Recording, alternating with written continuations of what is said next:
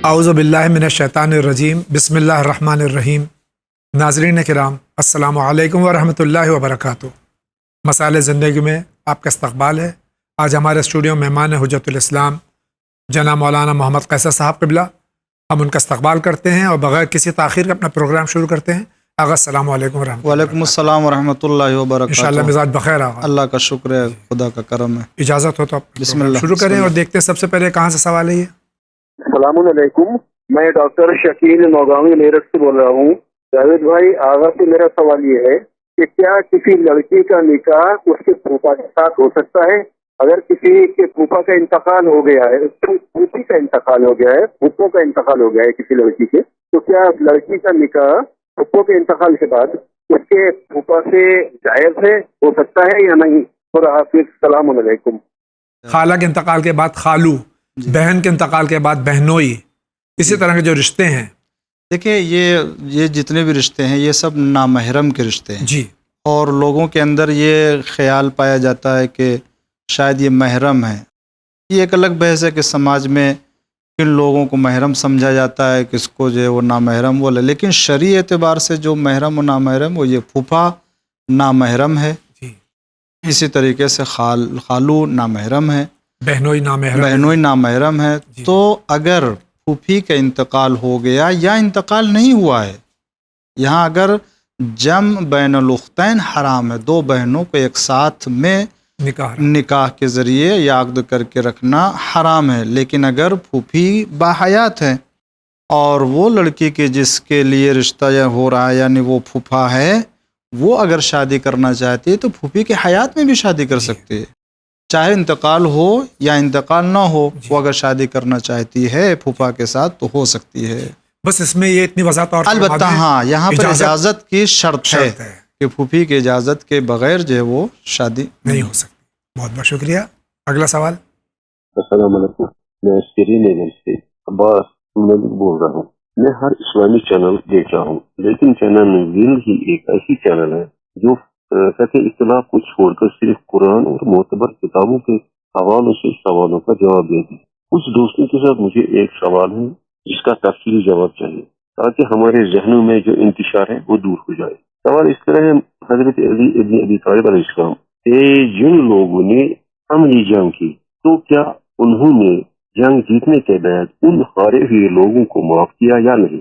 دوسرا اسی نسبت کا ایک اور سوال ہے، جنہوں نے حضرت فاطمہ زہرا سلام اللہ علیہا کے خانوادہ کو کے ساتھ بہت زیادتی کی تو کیا مولا علی نے ان لوگوں کو بھی معاف کیا یا نہیں؟ اگرچہ وہ رسالت صلی اللہ علیہ وسلم کے وقت معزز تھے، اگر انہوں نے ان کو معاف کیا تو وہ قابل احترام شخصیتیں ہیں، اگر نہیں تو ہمیں بھی ان سے دور کا واسطہ نہیں۔ شکریہ۔ بھائی کے سوال دو پہلو ہیں، ایک تو یہ کہ مولانا متقیان علی بن ابی طالب علیہ الصلوۃ والسلام جی بعد وفات رسول صلی اللہ علیہ وسلم جو 3 جنگیں ہوئی ہیں، تو جب جنگیں ختم ہوئی ہیں، جنگ جمل، جنگ نہروان، جنگ صفین، تو اس کے بعد میں جو بچے کیا ان کو مولانا نے معاف فرما دیا؟ دیکھیں، آپ اگر تاریخ پر نظر رکھیں تو جو جنگ ہوئی ہے جنگ نہروان جو خوارج کے ساتھ ہوئی ہے، تو جنگ شروع ہونے سے پہلے مولا کائنات نے اپنے کئی نمائندے بھیجے تھے ادھر جی، تاکہ ان کو سمجھایا جا سکے اور ان کو راہ راست پر لایا جا سکے۔ قرآن سے فیصلہ چاہتے ہیں تو قرآن دے کر کے بھیجا، ہر طریقے سے اس وقت جو بھی آ گیا، جو بھی راہ راست پر آنے والا تھا، سب کو مولا نے معاف کیا ہے۔ لیکن اسی وقت تک جب تک کہ آپ نے حجت تمام کی ہے، جی، لیکن حجت تمام کرنے کے بعد جب جنگ شروع ہوئی ہے تو اب یہ مقابلہ جنگ کا ہے، یہ دشمنی کا ہے، اب یہاں پر معاف کرنے کو کوئی سوال پیدا نہیں ہوتا ہے۔ لہٰذا جنگ کے بعد کوئی ایسی صورتحال نظر نہیں آتی ہے کہ جہاں مولا نے ان کو معاف کیا ہو۔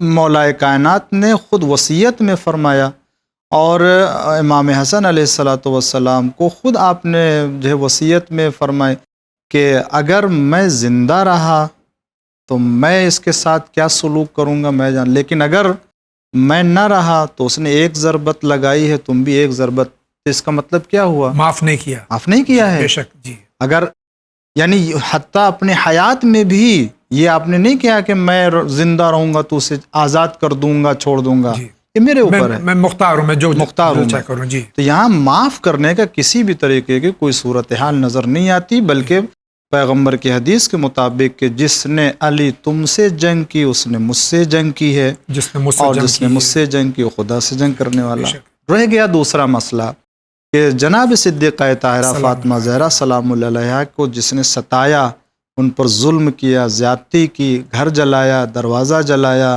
آپ کے شکم پر، آپ کے پہلو کے اوپر جلتا دروازہ گرایا، جناب محسن کو جناب شہید محسن کیا، کو شہید کیا، یہ جتنے بھی مظالم ہیں، ان تمام ظلم کرنے والوں سے کیا جناب زہرا یا مولا کائنات راضی ہیں؟ ہرگز راضی نہیں ہرگز ہوئی، بے شک۔ اور نہ ہوئے ہیں۔ نہ کسی طرح کی کوئی تاریخ آپ کو نظر آئے گی کہ جس میں یہ مل جائے کہ جناب زہرا یا مولا کائنات نے ان کو معاف کیا ہو۔ اور مورخین نے لکھا ہے، الامامہ والسیاسہ میں کتاب میں موجود ہے کہ وَهِيَ ماتت، یعنی ماتت وَهِيَ غضبان، یہ جملہ موجود ہے اللہ اکبر۔ کہ آپ دنیا سے جب گئی ہیں اس غضبناک عالم گئی میں ہیں۔ کہ آپ غضبناک رہی ہیں، غضب آلود رہی ہیں۔ تو کسی بھی صورت میں مولا کائنات یا امام حسن یا امام حسین یا امام معصومین علیہ الصلوۃ والسلام جناب زہرا سلام اللہ علیہ نے نہیں کیا، اور نہ ہی معاف کرنے کا کوئی سوال ہے۔ بہت بہت شکریہ۔ اگلا سوال لیتے ہیں۔ السلام علیکم، بول رہا ہوں۔ مولانا صاحب حج کے متعلق کیا رکھتے ہیں، احرام دونوں شانوں پر ہونا چاہیے یا پھر برادران اہل سنت جو ایک شانہ کھول لیتے ہیں؟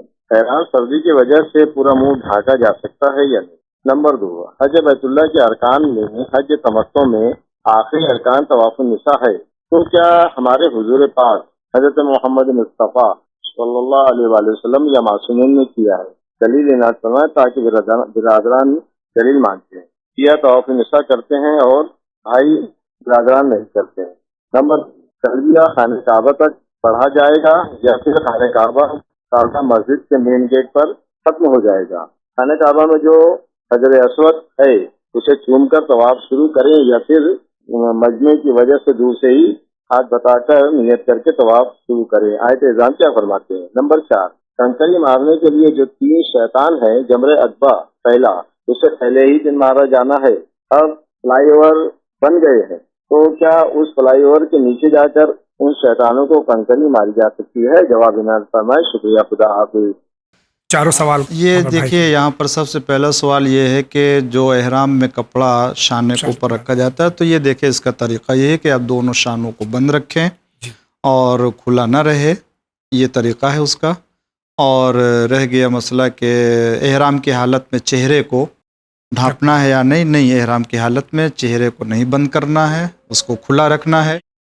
اور جہاں تک تیسرا سوال ہے کہ طواف النساء، اس کی کیا حقیقت ہے، تو اس سلسلے میں عرض کروں، یہ چونکہ بحث تفصیل طلب ہے، لیکن یہ یاد رکھیں کہ طواف النساء پیغمبر اسلام صلی اللہ علیہ وآلہ وسلم نے انجام دیا ہے، اور عہد پیغمبر میں یہ 2 طرح کے متعا تھے جن کو بعد میں اسلام سے خارج کیا گیا، یہ کہہ کے کہ رسول اللہ کے عہد میں 2 متعا تھے، متعۃ النساء اور متعۃ الطواف، یہ 2 تھے۔ وَأَنَا أُحَرِّمُهُمَا، اور یہ کہا گیا کہ میں ان دونوں کو حرام قرار دے رہا ہوں۔ اور کتاب اجتہاد والنص، یہ کتاب ہے جس میں ان تمام اجتہادات کو ذکر کیا ہے کہ جو نص کے مقابل میں، دلیل کے مقابل میں ہے، اس میں آپ کو دلیل کے ساتھ یہ چیز مل جائے گی کہ کس طریقے سے اس کو جو رسول اللہ کے زمانے میں حلال تھا اور اس کو انجام دیا جاتا تھا، اس کو بعد میں نکال دیا گیا، حرام قرار دیا گیا۔ اور رہ گیا مسئلہ یہ کہ اس کے بعد جو سوال ہے کہ حجر اسود سے طواف شروع کرے، تو ہاں، یہاں پر دیکھیں کہ طواف کرنے کے لیے آپ کو حجر اسود پہ جانا نہیں ہے، نہ ہی حجر اسود کو بوسہ دے کے اور نہ اسے چوم کے آپ کو شروع کرنا، نہیں، ایسا نہیں، بلکہ اگر زیادہ مجمع اور زیادہ اجتہاد نہیں ہے تو آپ وہیں قریب سے حجر اسود سے آپ شروع کیجئے، اور اگر زیادہ مجمع ہے تو آپ اسی کے مقابل میں، وہاں پٹی لگی ہوتی ہے کہ کہاں سے حجر اسود کا جو ہے وہ سامنا ہے، آپ وہاں سے حجر اسود شروع کیجئے، وہ طواف شروع کیجئے، اور آپ کو وہ طواف وہیں آ کر کے ختم ہوگا، یہ چیز ہے۔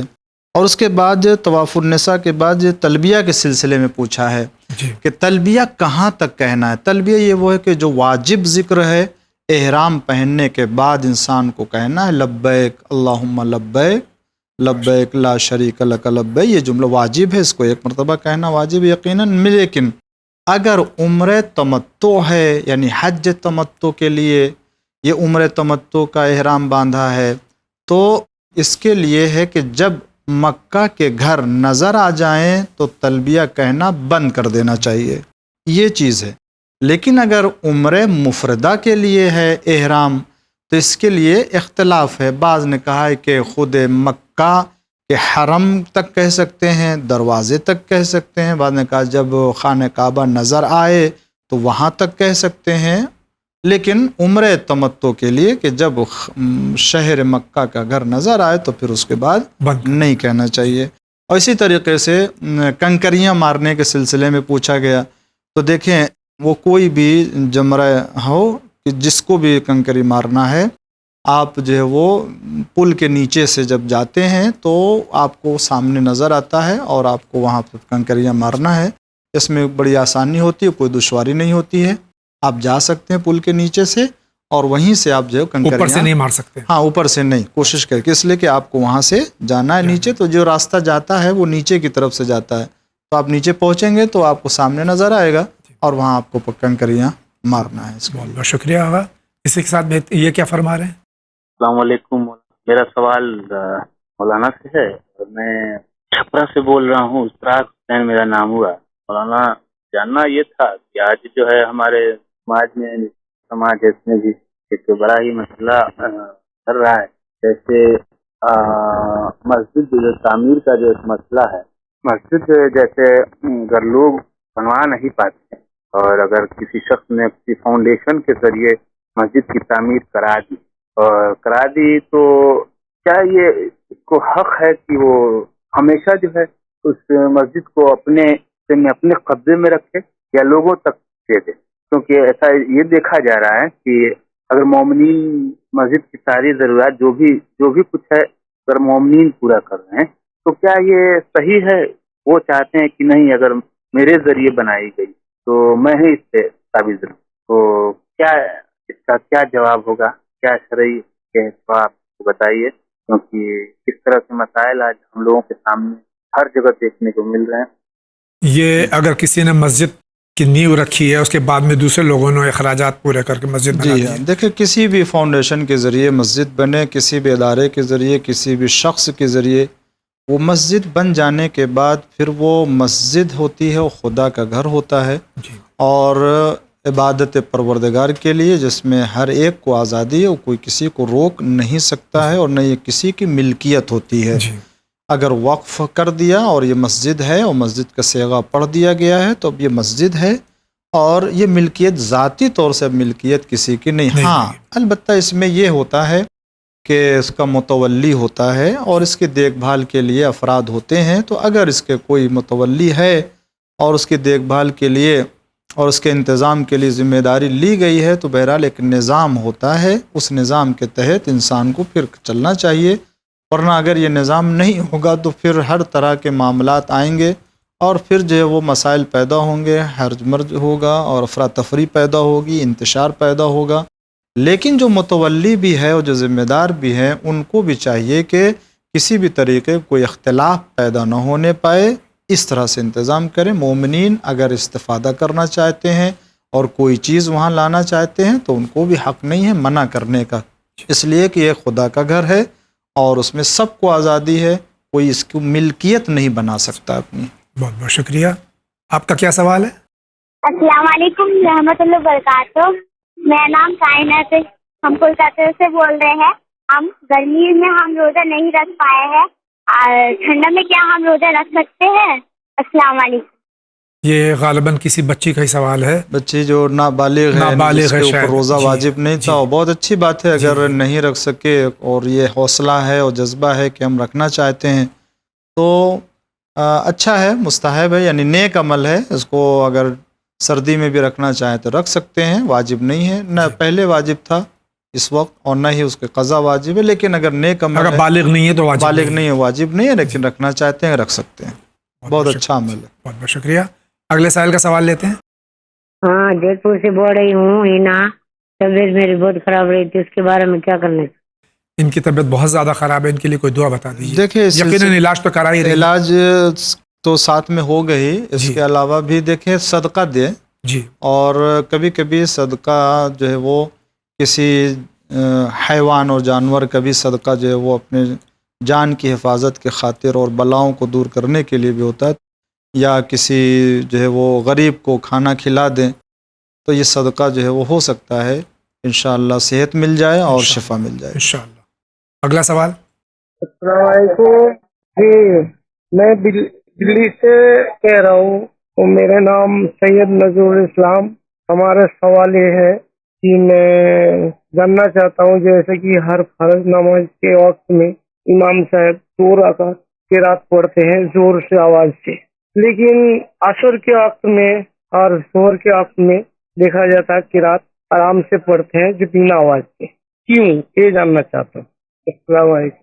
یہ پوچھ رہے ہیں کہ ظہرین میں جی، یا مغرب کی تیسری رکعت میں، عشاء کی آخری 2 رکعت میں خاموش آہستہ کیوں پڑھتے ہیں؟ کیوں پڑھتے ہیں؟ دیکھیں یہ چاہے امام ہو یا فرادہ پڑھ رہے ہوں، وہ حکم یہ ہے کہ ظہر عصر اور مغرب کی آخری اور عشاء کی آخری ان کو آہستہ پڑھنا چاہیے۔ سب سے پہلی بات تو یہ کہ ہم پابند ہیں عبادات میں اس کے خداوند عالم کی جانب سے وضع کرنے اور توقیفی ہونے اور تعبدی ہونے کے، یعنی کہ جس طریقے سے عبادت وارد ہوئی ہے ہم کو اسی طریقے سے انجام دینا۔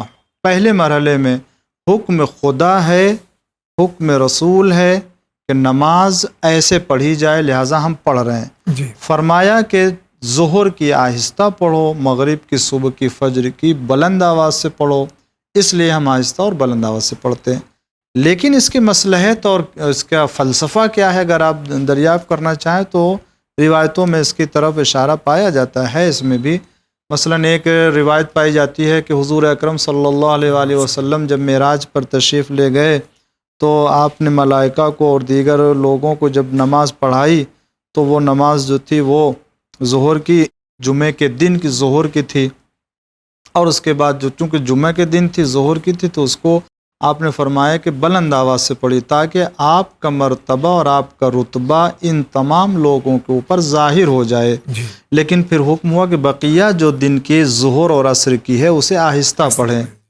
یا مثلاً ایک اشارہ یہ بھی پایا جاتا ہے کہ ظہر کی نماز کے لیے اور عصر کی نماز کے لیے آہستہ پڑھنے کا فلسفہ بتایا کہ چونکہ مغرب کی، عشاء کی نمازیں رات میں ہوتی ہے، تاریکی ہوتی ہے، اور وہاں پر چونکہ اگر ہو رہی ہے نماز تو کسی کو خبر نہ ہو، تو کہا کہ اسے بلند آواز سے پڑھے تاکہ تاریکی شب میں یہ آواز جا سکے اور لوگوں کو معلوم ہو سکے کہ یہاں جماعت کی نماز ہو رہی ہے۔ جی لیکن چونکہ دن میں ہوتا ہے تو روشنی ہوتی ہے، اس کی کوئی ضرورت نہیں ہوتی ہے، اس بنا پر جو اسے آہستہ، یہ بھی فلسفہ بتایا گیا۔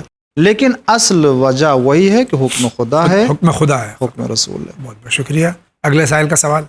ہمارے شوہر بہت زیادہ ڈرنک کرتے ہیں، ہم کو یہ جاننا ہے مولانا صاحب کہ ہم کو ان سے خلا چاہیے، تو کیا اب وہ خلا دینے راضی نہیں ہے، طلاق دینے راضی نہیں ہے، تو ہم کیا کریں؟ اس صورتحال میں ہم کو جواب دیں پلیز، ہم بہت زیادہ پریشان ہیں، ہمارے 2 بچے، اور 9 مہینے سے انہیں ہم کو کوئی خرچہ بھی نہیں دیا اور آ کے کوئی بچوں کی خیریت بھی نہیں لی ہے۔ یہ سب خدا سے۔ یہ بہت زیادہ پریشان ہے، شوہر نہ ان کو نان و نفقہ دے رہے ہیں، نہ بچوں کی دیکھ بھال کر رہے ہیں، طلاق بھی نہیں دے رہے ہیں، یا خلا لینا چاہ رہی ہیں، خلا کے لیے بھی تیار نہیں ہے، کیا کرنا چاہیے ان کو؟ جاوید بھائی یہ ایک طرف کا مسئلہ ہے، جی لہٰذا بہتر یہ ہے کہ ان کو چاہیے کہ اس ایریے کے عالم اور اس شہر میں یا گاؤں میں جہاں بھی ہیں جو مشہور عالم دین ہیں، اور اس سلسلے میں ان کی طرف رجوع کریں اور اس مسئلے کو وہ حل کر دیں گے۔ جی اور اگر اس ایریے کے اور اس طرف کے کوئی عالم نہیں ہے تو قریب ترین جو بڑے شہر میں وہ ہیں عالم، ان کی طرف رجوع کریں، انشاءاللہ اور مسئلہ حل ہو جائے گا۔ جو مرجع کا وکیل ہے وہ انشاءاللہ اس کو دیکھ کر کے مسئلے کو حل کر دیں گے۔ لہٰذا کسی بڑے عالم کی طرف رجوع کریں تاکہ جو آپ کا مسئلہ حل ہو سکے۔ بہت بہت شکریہ۔ آپ کیا کہہ رہے ہیں؟ السلام علیکم۔ میرا سوال یہ ہے کہ اگر کسی شخص سے حج واجب نہ ہو اور اس نے کیا بھی نہ ہو اس کی استطاعت نہ ہو کرنے کی، لیکن کوئی دوسرا شخص اگر اس کو حج کے لیے بھیجے یعنی حج بدل کے لیے تو کیا وہ جا سکتا ہے؟ جو مستطیع نہ ہو وہ حج بدل پہ جا سکتا ہے؟ دیکھیں جاوید بھائی، دو چیزیں مثلا یہ واضح میں سمجھتا ہوں کہ شاید دو پہلو اس میں ہیں. ایک تو یہ ہے کہ حج بدل ہے اور ایک حج بزل ہے. جی نہیں معلوم سوال کیا ہے. اگر کسی نے حج نہیں کیا، دونوں کا جواب یہ، اگر کسی نے حج نہیں کیا جی اور مستطیع نہیں ہے لیکن کوئی ہے جو اس سے کرانا چاہتا ہے اور پیسہ دے کے بھائی تم اپنا حج کر لو، کسی کی طرف سے نہیں، جی میں پورا خرچ اٹھا رہا ہوں اور آپ جا کے حج کر لیجئے، پھر مستطیع ہو گیا بھی ہے، یہ مستطیع ہو گیا. اس کو حج بزلی کہتے ہیں، جی. بخشش یعنی جو بخش دیا. جی جی تو یہ ہو جائے گا، یہ بھی صحیح ہے جی اور مستطیع ہو جائے گا. لیکن اگر کوئی پیسہ دے بدل کے طور سے کہ بھائی آپ جائیے فلاں کی طرف سے جی آپ حج کر لیجئے، تو پھر وہ نیابتی حج کہا جائے گا اور وہ بھی کر سکتا ہے. جی اگرچہ اس نے نہیں کیا اس کے پہلے اور وہ مستطیع نہیں ہوا ہے تو اس کا اپنا حج ہے بھی نہیں. جی جس نے دیا ہے اور جس کے لیے کروا رہا ہے اس کی طرف سے واقع ہو جائے گا اور وہ کر سکتا ہے. بہت بہت شکریہ. اگلا سوال. السلام علیکم مولانا صاحب، میں ممبئی سے ہوں ناظمہ. میرا سوال یہ ہے کہ میرے ہسبینڈ ابھی باہر گئے ہیں تو ان کے لیے مطلب ان کے کام کے لیے کوئی دعا ہو، مطلب بہت اچھا یوز پڑے ان کو کام، اور مطلب میرے دل میں بھی چین سکون پڑے، تو اس کے لیے کوئی آپ کے پاس کوئی دعا ہو تو پلیز مجھے بتائیے گا. کیونکہ وہ یہاں آتے تو بات ہوتی تھی، پاس رہتے تھے، تو ابھی مجھے بہت عجیب لگ رہا ہے. تھوڑے دن کا ایسا لگتا ہے، وہ سب تو بتا رہے ہیں لیکن میں بہت اکیلا پن محسوس کر رہی ہوں، تو اس کے لیے کوئی کچھ ہو چیزیں بتائیے. شوہر بیرون ملک نوکری پہ ہیں، ان کا یہاں دل نہیں لگتا، بہت پریشان ہے، کوئی دعا بتا دیجیے. قرآن کی تلاوت کریں، کثرت سے تلاوت قرآن کریں، دل لگے گا اور اطمینان قلب حاصل ہوگا. یہ اچھا طریقہ ہے. بہت بہت شکریہ.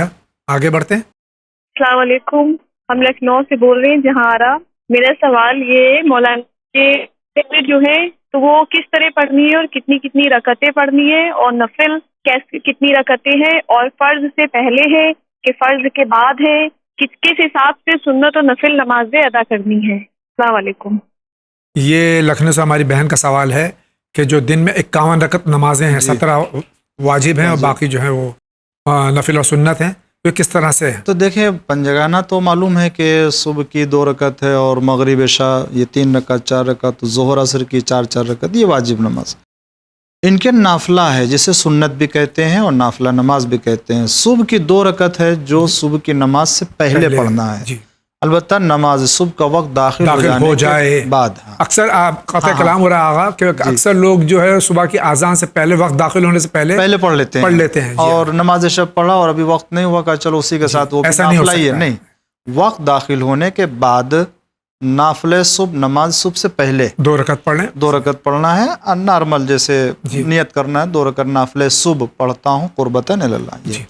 اس کے بعد ظہر کی نماز سے پہلے، جی ظہر کا وقت داخل ہونے کے بعد 8 رکعت ہے، 2 رکعت کر کے 2 کر کے پڑھنا ہے. ظہر کے نافلہ ہے جو ظہر سے پہلے ہے، 2 کر کے بالکل نارمل صبح کی طرح سے. جی اس کے بعد ظہر کی نماز پڑھیں گے جو واجب ہے، 4 رکعت. 4 رکعت. اس کے بعد عصر کا نافلہ ہے جو عصر کی نماز سے پہلے پڑھنا ہے، یہ بھی 8 رکعت ہے، اس کو بھی 2 کر کے پڑھنا ہے. جی اور اس کے بعد جو ہے وہ نماز عصر کو 4 رکعت پڑھنا ہے، یہ واجب ہوگا. جی اس کے بعد مغرب کی نماز کے بھی 4 رکعت نافلہ ہے جو مغرب کی نماز کے بعد پڑھنا ہے. جی چاہے فرادہ ہو یا جماعت کوئی بھی، مغرب کے بعد پڑھنا ہے. یہ 4 رکعت ہے لیکن اس نماز کو 2 کر کے پڑھنا ہے. جی البتہ جماعت نہیں ہے، جماعت میں نے واجب کے لیے کہا ہے. جی یہ اشتباہ نہ ہو کہ کوئی بھی مستحب نماز کی جماعت نہیں ہے. جی اس لیے سوائے عیدین کے اور اس کے بعد عشاء کی نافلہ ہے جو 2 رکعت ہے. نماز عشاء کے بعد اس کو بیٹھ کے پڑھنا ہے جو 1 رکعت شمار ہوگی. اسی لیے اس کو بیٹھ کے پڑھتے ہیں کہ 1 رکعت یہ شمار ہوتی ہے، اس لیے اسے بیٹھ کے پڑھتے ہیں. تو یہ اس طرح سے نافلہ نمازیں ہیں. 11 رکعت نماز نافلہ شب ہے، جس کو رات میں آدھی رات گزر جانے کے بعد یعنی 12 بجے 2 بجے 1 بجے 1:30 بجے 3 بجے 4 بجے صبح کی نماز سے پہلے پڑھ لیں.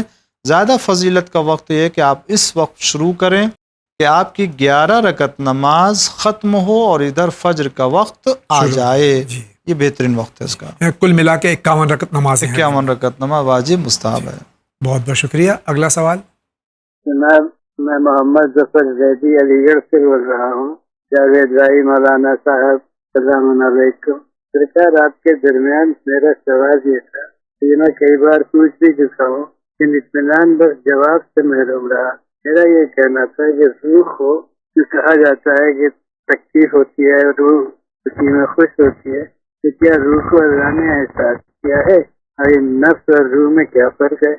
نفس کو تو احساس اور غم کا ہوتا ہے لیکن روح کا اس سے کیا تعلق؟ روح تو اللہ کی امانت ہے, ایک نور ہے. جب تک اس کو نفس کو زندہ رکھنا ہے اللہ نے اس کو نفس میں ڈال رکھا ہے اور جب وہ نفس کو موت آ جاتی ہے روح واپس ہو جاتی ہے. تو اس میں کیوں کہا جاتا ہے کہ ہمارے رونے سے پھرنے سے کسی بھی غلط کام کے کرنے سے روح کو تکلیف ہوگی؟ روح کو احساس ہوتا ہے. اس کی وضاحت چاہتا تھا, اس کو صحیح طریقے سے میں اس کی جواب کرتا. اگر کسی امام کے روح کے اوپر کوئی جملہ کھائے تو اس کو بیان کروائیے.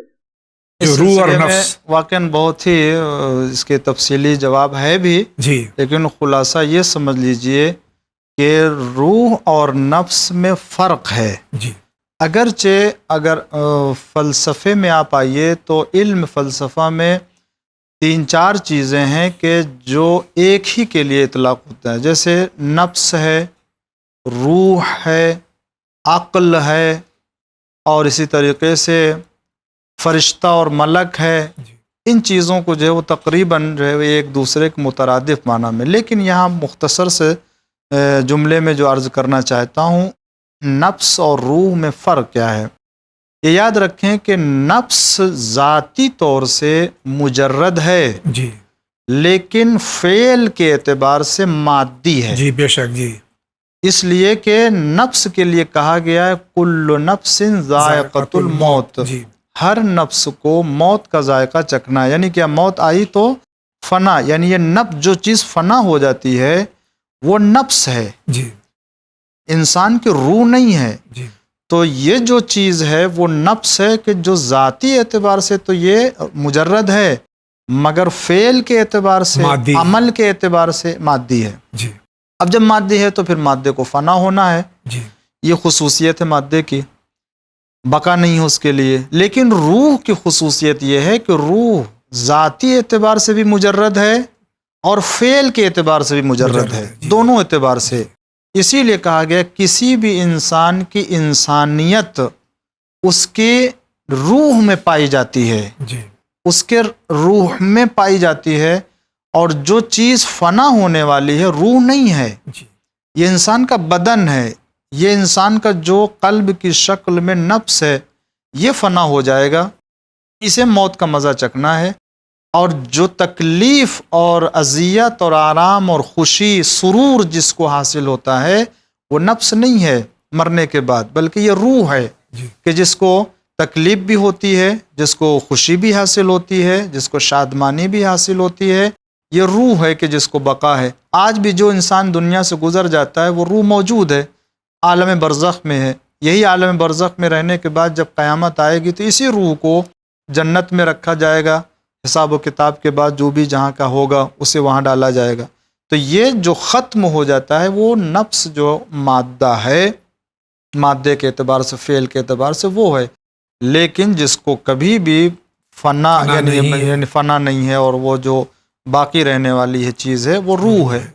پروردگار عالم نے اسی کو اپنی طرف نسبت دی تھی کہ جب میں اپنی روح ڈال دوں پیکر آدم میں تو ملائکہ کو حکم تھا کہ سجدہ کرنا, تو وہاں سب کچھ تیار تھا, پیکر جناب آدم کو بنا دیا گیا, مگر کوئی چیز کمی تھی کہ جو روح کے اعتبار سے تھی, کہ جو ذاتی اعتبار سے مجرد ہے اور فعل کے اعتبار سے مجرد ہے, وہ تھی روح. تو یہاں فرق یہ ہے کہ نفس جو ہے وہ ذات کے اعتبار سے مجرد ہے لیکن فعل کے اعتبار سے مادہ, اور روح جو ہے دونوں اعتبار سے مجرد ہے, جو تکلیف ہے اس کو ہے. بہت بہت شکریہ. اگلا سائل کا سوال. میرا ایک سوال ہے بھائی. ہیلو. हेलो हेलो ये जानबूझ के मैंने सवाल लिया है। ये देखिए लाइव प्रोग्राम नहीं है, रिकॉर्डेड प्रोग्राम है। एक बार जब आपका टेलीफोन लग जाए, बराए मेहरबानी बीप की आवाज़ के बाद में अपना सवाल दर्ज कीजिए, जवाब का इंतज़ार मत कीजिए। बहुत बहुत शुक्रिया। आगे बढ़ते हैं। मैं तुलसी से सिस्टर बोल रही हूँ। मेरा सवाल ये है कि अगर हम पाक साफ है अपनी ज़ियारत इमाम हुसैन पढ़ने के लिए क्या गुस्ल करना जरूरी है? अच्छा, खुदा हाफिज़। गुस्ल ज़ियारत इमाम हुसैन ऐसे ही वाजिब नहीं है जी। लेकिन हम पाक साफ भी हैं तो क्या उसके लिए हम करना सही है, बेहतर है? देखिए, अगर पाक साफ हैं तो बेहतर यही है कि वज़ू के साथ, इसलिए कि वज़ू नूर है और किसी भी दुआ, इबादत, तिलावत कुरान के आदाब में से है कि वज़ू करके अमल को। गो के वाजिब नहीं है लेकिन वाजिब नहीं है, बेहतर वो खुद भी वाजिब, लेकिन जिस तरीके से वो पढ़ना ज़रूरी है जी और अच्छा है, उसी तरीके से वज़ू करके पढ़ना अच्छा है। बहुत बहुत शुक्रिया। आप फरमाइए, आप क्या कहना चाह रहे हैं? अस्सलाम वालेकुम, मैं मोहम्मद तमीम बात कर रहा हूँ बेंगलोर इंडिया से। मेरा सवाल ये है कि यहाँ पे इंडिया में अक्सर मस्जिदों में या कहीं भी आप जुम्मे की खुतबे हैं तो सिर्फ कुरान पढ़ने के लिए कहा जाता है। क्या हम लोगों को कुरान पढ़ के तर्जुमा तफसीर समझना ज़रूरी नहीं है? आज के जो माहौल हैं, जो हालात हैं, इस हिसाब से हम लोगों के लिए क्या तर्जुमा और तफसीर पढ़ के समझना ज़रूरी नहीं है? थोड़ा रोशनी डालेंगे, बड़ी मेहरबानी होगी। जज़ाकल्लाह। देखिए जावेद भाई, हर जगह तकरीबन ऐसा नहीं है। कुरान की तिलावत के साथ साथ कुरान को समझने और कुरान के तर्जुमे की तरफ भी तवज्जो दिलाई जाती है जी और होना चाहिए ये। जी सिर्फ कुरान की तिलावत कर लेने से बरकत तो मिलेगी, सवाब मिलेगा, अज्र मिल जाएगा, लेकिन कुरान क्या कह रहा है हमसे और हमारी क्या जिम्मेदारी है वो इंसान को नहीं मालूम होगा। लिहाजा कुरान से हिदायत ले। कुरान जो है तज़क्कुर है, कुरान जो है वो नासे है, तो जब कुरान पढ़े तो उसके असरात इंसान की ज़िंदगी में भी आए। उसी वक्त हो सकता है जब इंसान समझे, तर्जुमा पढ़े, उसके बाद ही अमल कर सकता है। उसके बाद अमल करे कुरान क्या कहता है, हक क्या है, बातिल क्या है, इन सब तमाम चीज़ों को। और अल्हम्दुलिल्लाह आज कुरान का तर्जुमा हर ज़बान में दस्तयाब है। अल्हम्दुलिल्लाह, जिस ज़बान में भी चाहे, जिस ज़बान में भी पढ़ना चाहे वो कुरान पढ़ सकता है। लिहाजा एक सफ़ा अगर वो अरबी पढ़ता है तो एक सफ़ा उर्दू या अंग्रेजी अपनी ज़बान में, जो भी ज़बान में पढ़ना चाहिए। बहुत बहुत शुक्रिया। अगला सवाल। जयराम अली जैदी बोल रहा हूँ, मुजफ्फरनगर यूपी से। मेरा सवाल है कि अभी मौलाना ने कहा है कि बकरा जो है वो खस्सी भी कर सकते हैं। अब तक ये सुना था कि खस्सी बकरा ऐबदार होता है, वो नहीं करना चाहिए। थोड़ा सा ये सवाल को वाज़ेह कर दें। अस्सलाम वालेकुम। यहाँ ये कहा गया था कि हज के मौके पर नाकिस बकरे की कुर्बानी नहीं हो सकती है, लेकिन गैर हज के ज़माने मौके पर अपने अपने ममालिक में खस्सी बकरा। चूँकि जाद में फ़र्क ये है कि हज के मौके पर जो कुर्बानी होती है वो वाजिब है जी, और जो आम हालात में अपने शहरों में, अपने मुल्क में करता है इंसान, वो कुर्बानी मुस्तहब है। मुस्तहब कुर्बानी में इजाज़त दी गई है कि अगर वो खस्सी है या कोई ऐब है तो कर सकते हो, अगरचे बेहतर है कि अच्छा हो, लेकिन अगर कोई नक्स भी है तब भी वो कुर्बानी हो जाएगी। लेकिन इन तमाम शराइत की रियायत करना ज़रूरी है हज के मौके पर कुर्बानी के लिए। लिहाजा आप अगर सुनते रहते थे तो वो नहीं है, ये सही है, और इस्लाम जो है वो शरीयत का हुक्म ये है। बहुत बहुत शुक्रिया। अगला सवाल। सलामुन अलैकुम। मैं पूछना चाह रहा हूँ कि जिस इंसान का अकीका नहीं हुआ है, क्या वो वलीमा में उसका अकीका हो सकता है? अगर लड़का है, ये लड़की है, तो वलीमा में अकीका हो सकता है कि नहीं? किस जानवर पे अकीका किया जा सकता है? और ये अगर गैर सैयद अकीका का गोश्त, गैर सैयद का अकीका है तो क्या सैयद खा सकता है कि नहीं? और रिलेटिव में कौन कौन रिश्तेदार खा सकता है, ये वजाहत करें। खुदा हाफिज़। मुफस्सल अकीक़े के सिलसिले में हमारे भाई जानना चाहते हैं। जी, अकीक़े के सिलसिले में ये अगर किसी का अकीक़ा नहीं हुआ है तो कभी भी कर सकते हैं। वो बड़ा हो गया है उस वक्त भी कर सकते हैं, ख़ुद से कर सकते हैं, दूसरे ने नहीं किया है। लेकिन मसला ये है कि वलीमे में अगर अकीक़ा का तो वो तो हो जाएगा, लेकिन जाद भाई वलीमा अलग मुस्तहब वजीफ़ा है, अकीक़ा एक अलग मुस्तहब वजीफ़ा है। आप चाहें कि एक अमल अंजाम दे के दोनों चीज़ों को, तो नहीं, वो नहीं होगा। आप या तो वलीमा कर लीजिए या अकीक़ा कर लीजिए। आप कहें कि अकीक़ा करके ولیمہ کر دیں تو یہ ولیمے کا ثواب شامل کیسے ہو سکتا ہے اس میں؟ ہاں یہ ہو سکتا ہے کہ آپ ولیمہ کر رہے ہیں، ولیمے کے لیے آپ نے 1-2 بکرا کاٹا، جی یہ ولیمے کی نیت سے، جی اس کے بعد آپ نے عقیقے کا بھی 2-3 بکرا کاٹ دیا، جی ذبح یا کر ایک دیا، بکرا کاٹ دیا، ایک کاٹ دیا اس جی میں، اور اس کے بعد آپ نے جو ہے وہ اس کو بھی شامل کر لیا، تو یہ دونوں کا ثواب مل جائے گا کہ بھائی عقیقہ بھی کیا ہے، ولیمہ کے لیے بھی الگ سے آپ نے، تو دونوں وظیفہ یہاں پر جو ہے وہ ثواب ملے گا۔ رہ گیا مسئلہ یہ کہ کون کون کھا سکتا ہے اور کون نہیں کھا سکتا۔ ماں باپ کے لیے زیادہ کراہت ہے جی کہ ان کو نہیں کھانا چاہیے، البتہ مکروہ ہے، جی حرام نہیں ہے، حرام نہیں ہے۔ جی بعض مقامات میں یہ دیکھنے کو آیا ہے کہ اگر کسی نے کھا لیا بڑی مذمت ہوتی ہے، جی اور لوگ جو ہے وہ ایسا لگتا ہے کہ اس نے حرام کھا لیا ہے۔ جی نہیں، حرام نہیں ہے، مکروہ ہے، نہیں کھانا چاہیے، لیکن اگر کھا لیا تو کوئی حرج نہیں ہے۔ صرف بہت سی چیزیں لوگ مکروہ انجام دیتے ہیں، نہیں کرنا چاہیے، جی جبکہ تو یہ چیز ہے انسان کو رعایت کرنا چاہیے۔ ماں باپ کے لیے بتایا، اور اگر زیادہ اس میں تو نانا دادا دادی۔ نانی اور دادا دادی، ان لوگوں کو پڑھے، بقیہ سب لوگ کھا سکتے ہیں۔ بہت بہت شکریہ۔ اگلا سوال۔ السلام علیکم مولانا صاحب، جاوید بھائی، میرا سوال پہلے یہ ہے کہ میں کینیڈا میں رہتی ہوں اور میں پورے مہینے کا صدقے کے پیسے ایک فیملی ہے غریب، اس کو بھیج دیتی ہوں، تو کیا یہ صدقہ صحیح ہے میرے لیے، میرے بچوں کے لیے؟ دوسرا سوال یہ ہے کہ میں قضا نمازیں ادا کرنا چاہتی ہوں، تو مجھے اس کی تفصیل بتائیں کہ میں قضا نماز مولانا سے پوچھا تو انہوں نے صرف ایک جواب دیا کہ ظہر سے شروع کریں، تو کیا ظہر سے شروع کر کے آخر میں فجر پڑھوں یا ظہر کے بعد فجر اور پھر عصر، پھر مغرب، پھر عشاء پڑھوں؟ تیسرا سوال میرا یہ ہے کہ جس دن میری نماز صبح کی اتفاقی قضا ہو جاتی ہے تو کیا وہ نماز میں جب اٹھوں 9 بجے 8 بجے جب بھی میں اٹھوں تو کیا میں وضو کر کے اس نماز کو اس ٹائم میں پڑھ سکتی ہوں یا وہ نماز بھی ظہر کے بعد پڑھوں؟ پلیز تفصیل سے ان تینوں سوالوں کا جواب دیجیے۔ خدا حافظ۔ پہلا سوال یہ ہے کہ صدقہ ظاہر ہے وہاں کوئی غریب نہیں تو مہینے بھر کا جمع بے کر شک کے ہاں، جہاں بھی وہ دے بھیجتی رہی ہیں۔ ہیں مستحق ہے، آپ ان کو دے سکتے ہیں، اور وہ اچھا ہے، کوئی حرج نہیں ہے، اس میں کوئی مشکل نہیں ہے۔ اور دوسرا سوال جو ہے یہ قضا نماز کے رہ گیا مسئلہ کہ قضا نماز ہماری ہے، اس میں 2 صورت حال ہے۔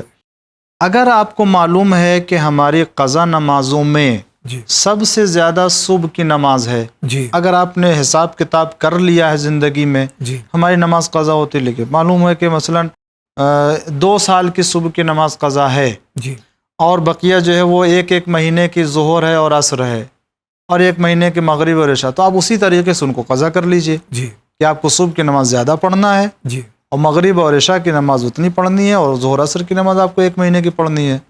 یہ طریقہ ایک ہے۔ جی لیکن ایک یہ بات یہ ہے کہ آپ کو معلوم نہیں ہے کہ ہماری قضا نماز اتنی، کئی سال کی نماز قضا ہے، جی فرض کر لی جائے کہ 5 سال کی ہماری نماز قضا ہے، جی اور ساری نمازیں قضا ہیں، تو اب اس کو اگر قضا کرنا ہے تو اس کا طریقہ وہی ہے جو آپ نے بتایا، ظہر سے شروع ظہر سے شروع کریں، اور عصر کی نماز پڑھیں، مغرب کی نماز پڑھیں، اور عشاء کی نماز پڑھیں، اور صبح کی نماز پڑھیں۔ جی اسی ترتیب سے آپ اپنی نمازوں کو قضا کریں، یہ بہترین طریقہ ہے، اور اسی طریقے سے آپ کی نماز انشاءاللہ قبول ہو جائے گی۔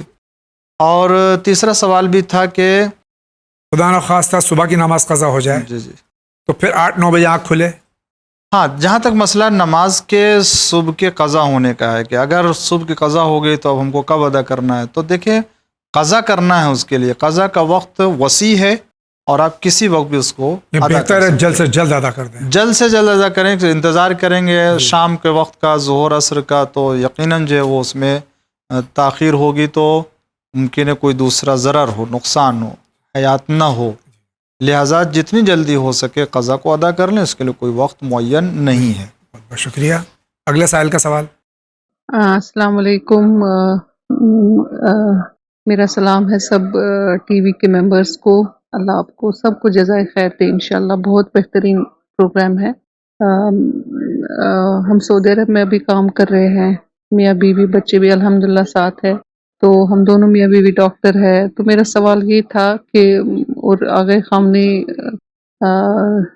خامنی صاحب کی تقلید کر رہے ہیں ہم، تو مجھے اسی حوالے میں جواب چاہیے تھا ایک سوال کا۔ میرا سوال یہ تھا کہ خمس کے بارے میں مجھے تفصیل سے بتائے، بے شک کچھ بکلیٹ ہی بھیج دے اسکین کر کے، کہ کن کن چیزوں پہ خمس دینا واجب ہے، کیونکہ آج تک میں نے اس کی رعایت نہیں کی ہے، کچھ مسائل تھے، لیکن میں خود بھی ورکنگ ہوں الحمدللہ، और प्लीज़ प्लीज़ मुझे बता दें, पूरा वो डिटेल में मुझे चाहिए, किन किन चीज़ों पे, चाहे वो घरेलू चीज़ों हो, चाहे वो मेरी इनकम हो, जो भी हो, प्लीज़ बता दें। बहुत बहुत शुक्रिया, जज़ाकल्लाह।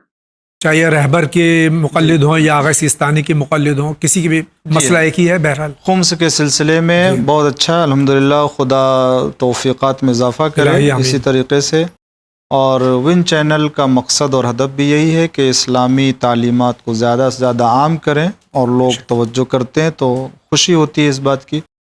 तो खुम्स का मसला देखें, ये ख़ुद रहबर मुअज़्ज़म और मर्ज अज़ीमुश्शान आक़ाए ख़ामनई मुद्दज़िल्लुल आली इस सिलसिले में फ़रमाते हैं कि खुम्स जो दीगर मराजे फ़रमाते हैं 7 चीज़ों के ऊपर वाजिब है। उनमें से जो आम हालात में सबके लिए है वो है इनकम, यानी जो भी इंसान की कमाई है, अगर ये आमदनी आपके साल भर के खर्च से बचे तो जो बचे उस बचत के ऊपर 20% खुम्स निकालना है, जिसका 2 हिस्सा होगा, सहम इमाम और सहम सादात। 20% इन चीज़ों के ऊपर निकलेगा। और जो भी उसके बाद आपका 1 साल तक, मसलन साल में 1 तारीख़ आपने मुअय्यन कर ली है, उस तारीख़ में जितनी भी आमदनी आपको हुई है, जो बचत है ख़र्च से, खाने से और इस्तेमाल करने से, यानी जो भी आपके पास चीज़ बची और उसका अब आपको जो है वो देखना है कि ये बच गई है हमारे इस्तेमाल से और हमारे खाने से, तो उसके ऊपर 20% निकालना है। अब रह गया मसला कि हम पहली मर्तबा निकाल रहे हैं तो हमारे लिए क्या है। तो अब यहाँ पर मसला ये होगा कि आप अपने तमाम ज़रूरियात की चीज़ों को इस्तिस्ना करें, अलग कर दीजिए। उसके अलावा जो एक्स्ट्रा चीज़ें हैं, अलग से इजाफ़ी चीज़ें हैं, उन सब का हिसाब कर लीजिए। आपके पास 2 गाड़ी है, 1 गाड़ी ज़रूरत की है। आपके पास 2 घर है, 1 घर आपकी ज़रूरत का है। तो इस तरीके से चीज़ें अगर एक्स्ट्रा हैं तो उन तमाम चीज़ों के ऊपर आप खुम्स निकालें और अपनी ज़रूरत की चीज़ों का भी हिसाब कर लीजिए। हिसाब करके मर्जा के वकील से आप राबता करें, उसमें वो तरीक़ा बताएंगे कि उसे आपको कैसे निकालना है। लेकिन ज़रूरत की चीज़ों के अलावा जितना भी बैंक बैलेंस है, जितना भी आपके पास एक्स्ट्रा चीज़ें हैं घर में, उन सब के ऊपर 20% निकलेगा और उसके बाद जो वो आपको मर्जा को या उसके वकील को पहुँचाना है। ये चीज़ है। अब जुज़ियात में थोड़ा फ़र्क हो सकता है कि दीगर मराजे क्या कहते हैं और आक़ाए ख़ामनई मुद्दज़िल्लुल आली क्या फ़रमाते हैं। मसलन एक छोटा सा फ़र्क जो हो सकता है रोज़मर्रा की ज़िंदगी में हो, वो ये कि आक़ाए सिस्तानी मुद्दज़िल्लुल आली फ़रमाते हैं कि हदिया और गिफ्ट के ऊपर खुम्स है जी, लेकिन ख़ामनई साहब फरमाते हैं कि गिफ्ट के ऊपर नहीं है खुम्स। जी, ये जुज़ियात हैं। तो इस तरह की जुज़ियात में जो है वो बाद में मालूम हो, लेकिन जो खुम्स का असल मसला वजूब का है और वो इन चीज़ों के ऊपर वाजिब होता है। जो भी आपके घर में है, जो भी आप इस्तेमाल कर रहे हैं, उन चीज़ों के ऊपर पहली मर्तबा अगर निकाल लें तो उनका ज़रूरियात की ज़िंदगी की जो है उनको अलग कीजिए। उसके बाद जो एक्स्ट्रा चीज़ें उनके ऊपर आप खुम्स निकालिए 20%, और जो चीज़ आपके ज़रूरत में उनके लिए आप वकील से राबता करें ताकि उसका भी खुम्स का हिसाब हो सके। इसमें एक और वजाहत फरमा दें आगा कि चूँकि ये रहबर मुअज़्ज़म की मुक़ल्लिद हैं तो इसमें जो सहम सादात भी देंगी तो ये अपनी मर्ज़ी से नहीं दे सकती हैं। हाँ, ये मसला होगा कि आप दोनों हिस्सा, जो सहम सादात है और सहम इमाम है, ये दोनों हिस्सा वकील तक पहुँचाए या खुद रहबर मुअज़्ज़म तक पहुँचाएंगे। इसलिए कि उनका ये मसला इजाज़त है। जैसे सहम इमाम को खर्च करने की इजाज़त ज़रूरी है, उसी तरीके से सहम सादात के लिए। और कोशिश करेंगे कि अगर एड्रेस है तो खुम्स के सिलसिले की जो किताब है वो आप तक रवाना कर दी जाएगी ताकि जो इसकी तफसीलात जो है वो आप देख सकें खुद भी। बहुत बहुत शुक्रिया आगा। अगला सवाल। मेरा सवाल ये है कि तलाक हो जाने के बाद अगर मियाँ बीवी दूसरे दिन से मिलने लगते हैं तो क्या वो तलाक वाजिब है कि नहीं है? अगर तलाक शरई हो गई उसके बाद में जो अब साबिका मियाँ बीवी तो नहीं रहे, जी, अगर इद्दत भी पूरी हो गई। हाँ, देखें यहाँ पर इद्दा जावेद भाई रखा ही इसलिए गया है जी, तलाक के बाद इद्दा इसलिए रखा है ताकि अगर इन दोनों के दरमियान फिर से मोहब्बत हो जाती है और ये मिलने के लिए राज़ी होते हैं तो अब इनको दोबारा सेगा पढ़ने की ज़रूरत नहीं है, निकाह पढ़ने की ज़रूरत नहीं है फिर से, और ये निकाह फिर से जो है वो गोया हो जाएगा। زندگی ازدواجی شروع ہو جائے گی اور وہ طلاق ختم ہو گیا اور پھر سے شادی ہوئے. بہت بہت شکریہ. اگلا سوال. میں سسٹر چلسی سے بول رہی ہوں. میرا سوال یہ ہے کیا عورتیں بھی مسافہ کر سکتی ہیں؟ اچھا خدا حافظ. اب انہوں نے وضاحت نہیں فرمائی. عورتیں کیا عورتوں سے مسافہ کر سکتی ہیں؟ بے شک یقیناً ان کا یہی مسئلہ ہوگا جی کہ عورتیں عورتوں سے اگر مصافحہ کرنا چاہیں تو کیا بے شک کر سکتی ہیں، اور وہ حکم ثواب کا جو مصافحہ کا ہے وہ عورتوں کے درمیان کا بھی ہے، لہٰذا وہ عورت سے مصافحہ کر سکتی ہے. بہت بہت شکریہ. آگے بڑھتے ہیں. میں محمد ظفر زیدی علی گڑھ سے بول رہا ہوں. جاوید بھائی، مولانا صاحب السلام علیکم. آپ کے درمیان سرکار میرا سوال یہ ہے کہ میں نے جتنے مراجع اکرام دیکھے مصطفیٰ سادات سے کیا غیر سید مراجع کے رتبے تک نہیں پہنچ سکتا؟ کیا اس کا غیر سید ہونا اس کی ڈسکوالیفیکیشن ہے؟ ائمہ طاہرین کے زمانے میں جتنے علماء تھے ان کا کوئی اثر نسب تو نہیں دیکھا جاتا تھا عالم دین ہو کہ ہمارے یہاں یہ ہے کہ عالم دین ہو تو سید ہونا بہت ضروری ہے اس کو مراجع بننے. کیا ایسی کوئی روایت کسی امام سے ہمارے سامنے آئی ہے تو اس کے وضاحت فرمائیے گا. شکریہ جناب. بزرگوار کو مغالطہ ہو رہا ہے. ہمارے مراجع کرام زیادہ تر غیر سادات ہوئے بے شک بے شک، اور آج بھی غیر سید ہمارے مراجع کرام موجود ہیں. جی اللہ طول عمر عطا فرمائے تمام مراجع الہی کرام. آمین. دیکھیں میں عرض کروں کہ چاہے وہ ایران عراق ہو یا کہیں پر بھی ہو، ہر جگہ آج اس وقت بھی اور اس کے پہلے بھی جی سادات. اور یہاں مسئلہ سادات کا نہیں ہے، علم کا ہے، علم کا ہے، اجتہاد کا ہے. جی جو اس درجے اجتہاد اور علم کے اوپر پہنچ سکتا ہے وہ پہنچ رہا ہے. وہ چاہے دیکھیے امام زمان علیہ السلام کے 4 نائب نواب اربع، کوئی بھی سید نہیں تھا، اس میں کوئی بھی سید نہیں ہے، جبکہ یہ نائب خاص تھے امام علیہ السلام کے. لوگوں کے سارے مسائل کا مرجع تھے یہ لوگ اور امام تک پہنچاتے تھے. اس کے علاوہ سب سے پہلا مجتہد اور سب سے عظیم مجتہد، یعنی غیبت صغرا ختم ہوئی اور غیبت کبرا کا زمانہ آیا، اور جس نے سب سے پہلے اجتہاد کا درجہ حاصل کیا اور مرجع کی حیثیت حاصل کی، وہ بھی غیر سید ہے، حسن ابن ابی عقیل عمانی. حسن ابن ابی عقیل عمانی، یہ سب سے پہلے مجتہد ان کا نام آتا ہے اور یہ بھی غیر سید ہیں. آج کے زمانے میں دیکھ لیجئے، اس زمانے میں بھی آپ دیکھ لیجئے، آقا وحید خراسانی، آقا ناصر مکرم شیرازی، آقا بشیر حسن نجفی، سب غیر سید ہیں. تو ایسا کوئی نہ علماء میں نہ مراجع میں سادات و غیر سادات کا کوئی امتیاز و کوئی فرق نہیں قائم کیا گیا. علم ہے، تقویٰ ہے، پرہیزگاری ہے. بہت بہت شکریہ. اسی کے ساتھ میں جا رہے ہیں بہت ہی مختصر سے بریک پہ، لیکن آپ کہیں نہیں جائیے، ابھی حاضر ہوتے ہیں.